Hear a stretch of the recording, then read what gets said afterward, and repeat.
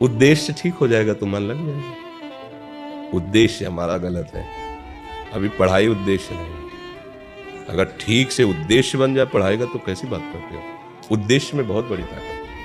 हर कष्ट सहते हुए अपने उद्देश्य की पूर्ति में कदम नहीं लड़खड़ाते, जिसका उद्देश्य बन जाता है। उद्देश्य बन जाए तो ब्रह्मचारी हो, उद्देश्य ठीक हो, एक बार पढ़ लोगे, 1000 वर्ष अगर जीवित रहे कभी भी पूछ लो बात आ जाएगी उसके दिमाग में। अब नाना प्रकार की क्रियाओं से ब्रह्मचर्य का नाश करे, अपने उद्देश्य का नाश करे, तो फिर यही बातें होती जो आप कह रहे हैं। अच्छा न पढ़े, व्याकरण नहीं पढ़े, शास्त्री नहीं पढ़े, कहीं दूसरी जगह ऐसे नहीं गए कि बैठ के सत्संग सुन के और सीख के बोल रहे हैं, भगवद आश्रित हो जाओ। अब आप खुद समझे ना हमारी बात को, आप खुद अपना नाश कर रहे हैं। ब्रह्मचर्य का नाश वीर का नाश, जीवन का नाश है। ब्रह्मचर्य अगर सही है, आपने किसी तरह इधर उधर, तो ये प्रश्न ही नहीं रहेगा। जिधर दृष्टि डालोगे उधर जय होती चली जाएगी। आजकल के बच्चे नौजवान इसको मनोरंजन समझते हैं और उनको सलाह भी ऐसी मिलती है कि हम जैसे बोल रहे हैं ब्रह्मचर्य के लिए, तो डॉक्टर और आपको जो इधर सांसारिक प्रोत्साहन देने वाले हैं वो आपको सलाह देंगे। हमें तो अंग्रेजी का शब्द नहीं याद है, फ्रस्ट्रेशन। हाँ, और यही जो स्टेशन कह रहे हैं गाड़ी स्टेशन से अलग कर दो तो बोले तुम बहुत शांत हो जाओगे और फिर अपने काम में हो। देखो कैसा उपदेश दिया जा रहा है कि वो तो ये जो कमियां है ना, ये कोई भूत नहीं है जैसे लोग कहते हैं ना, पता नहीं कौन, ऐसा कुछ नहीं, गंदी आदतें हैं, इन पर संयम लाओ। आप समझ रहे, स्वीकार करते हो हमारी बात की, इसमें आपको संशय है? हाँ, तो आप देखो, हम आज ही सत्संग में बोल रहे थे, हमारे रक्त का स्वभाव है ऐसे, जैसे कट जाए ना तो उसका स्वभाव थोड़ी देर में गाढ़ा होने की कोशिश करेगा। यदि कहीं फ्लो वाली नस कट गई तब तो आपको वहाँ डॉक्टरी की जरूरत है। अगर ऐसे कहीं त्वचा में ऐसे, तो उसका स्वभाव गाढ़ा हो जाना, वो थोड़ी ही देर में वो अपने आप को बांध लेगा, क्योंकि रक्त का एक स्वभाव होता है। अगर वो बाहर किसी तरह भी आया तो ठंडा होकर गाढ़ा हो जाएगा, वो रोक लेगा। इसकी आखिरी परिणति है वीर्य, वो स्वयं से नहीं निकलता, वो इससे भी गाढ़ी वस्तु है, वो घर्षण से निकलता है। अगर आप उसको गर्म न करें चिंतन के द्वारा, क्रिया के द्वारा, तो वो नहीं निकलेगा।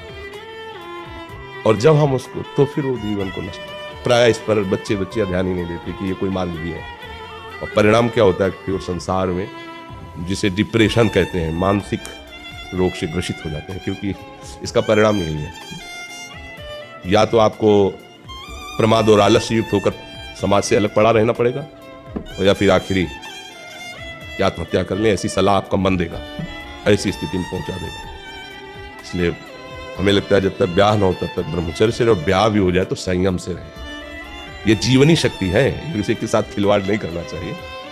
पढ़ाई लिखाई वो कैसे तुम्हें बताए, अभी आप छेड़ना मत। जैसे लोग कहते हैं ना, मैं बहुत परेशान हूं, कुछ करता नहीं हूं, ऐसा हो जाता है वैसा हो जाता है, तो आपको हम बता रहे रक्त का स्वभाव है जैसे, तो इसकी आखिरी परिणति है वो वीर। उसका स्वभाव नहीं है बहना, उसका स्वभाव ऐसा है, उसको जब तक ताप नहीं लगेगा तब तक वो बाहर नहीं हो सकता। आपने गलत अभ्यास किया, माना 2-4 महीने 5 महीने वो अपने अभ्यास वश पतित होगा, लेकिन आप छोड़िए, उसका चिंतन छोड़िए, उसकी क्रिया छोड़िए, अपने आप वैसे हो जाएगा। जैसे रक्त है, आप 1 महीने में देना शुरू करो, जो देने का नियत कितना, 100-200 ग्राम 500 ग्राम जो भी दिए, 3 जो भी आप दीजिए, हर महीने तैयार हो जाएगा। आप ना दीजिए तो आपके शरीर को अभ्यास हो जाएगा, आप दीजिए तो शरीर को अभ्यास हो जाएगा। वो शरीर, अगर आप रोज 300, तो फिर क्या होगा, आप मर जाओगे। समझ रहे ना, ऐसे शरीर की क्षमता, जैसे डॉक्टर जन के देखते हैं तुम्हारी क्षमता नहीं खून देने की, चलिए, क्योंकि अगर निकाल लोगे क्षमता नहीं तो उसकी हानि हो जाएगी। हाँ, तुम्हारी क्षमता है, तुम्हारे अंग ठीक है, तुम स्वस्थ हो, महीने में ऐसा या जो समय अवधि, सोचो रक्त की आखिरी परिणति वो है वीर्य, और आप क्या कर रहे हैं, रोज कई बार, आपका परिणाम क्या होगा? अगर रोज वो खून निकाला जाए तो आदमी की हालत क्या हो जाएगी? खून की आखिरी परिणति है, अन्न रस जो हमने पाया उसकी परिणति धीरे धीरे परिवर्तित होते हुए मांस, मज्जा, रक्त, इनके वो आखिरी सप्तम धातु है वीर्य, और उसके साथ ऐसा खिलवाड़, कैसा जीवन होगा आपका? तो इस पर कोई विचार ही नहीं करता, समझता है ये तो केवल बाबा जियों का विषय। नहीं, आप मनुष्य शरीरधारी हो, आपको भी संयम से चलना है, और जब तक ज्ञान हो तब तक तो संयम से ही चलना चाहिए। बच्चियों को तो गृहस्थी में अच्छे गृहस्थ बनेंगे जाकर, फिर उनकी हानि नहीं हो पाएगी उतनी। अब पहले से ही तो फिर अब वो पढ़ाई में मन कैसे लगे जब आपके पास पढ़ाई वाली सामग्री नहीं रह गई है। पहले क्या होता था, जैसे गुरुकुलों में स्मृति आपकी कमजोर हो रही है तो मेधा शक्ति बलवान करने के लिए ब्राह्मी उसको पिलाई जाती थी, ब्राह्मी है ये चीजें। क्यों? क्योंकि उनमें इतनी शीतलता, उनमें पौष्टिकता है कि वो वीर का वर्धन करके वीर को रोकेंगी। खास बात उसमें होती थी। अब हम इस बात को ना समझ करके फ्रेंड बनाते हैं और वो विनाश का खेल खेलते हैं जो हमारी सारी सांसारिक और पारमार्थिक दोनों उन्नति का नाश कर देता है। अब उस प्रश्न का क्या होता है? अब उसके लिए क्या सलाह? आप सही ढंग से रहो, अच्छा खाओ पियो, थोड़ा व्यायाम करो, सबके प्रति पवित्र भाव, अभी आप आनंद में आने लगोगे। और जैसी आदतें आजकल हो रही, आनंद वाली तो है नहीं, ये तो पतन वाली ही है। 4 दोस्त मिलते हैं, मदिरा पान करते हैं, गांजा और तो और क्या ड्रग्स। आप बताओ क्या होगा? आप इतना विष डाल रहे हो अपने अंदर, इसलिए विषैली चीजें डाल रहे हो, ऐसी गंदी आदतें डाल, आपका जीवन क्या होगा? कैसा खिलवाड़ किया जा रहा है मनुष्य शरीर से, जबकि ये देव दुर्लभ देह ही है भगवत प्राप्ति, इसके साथ कैसा?